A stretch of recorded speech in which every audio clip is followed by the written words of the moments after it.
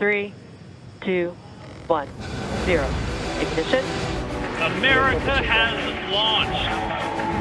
So rises a new era of American spaceflight, and with it the ambitions of a new generation continuing the dream. We're already counting down the days until Crew-1.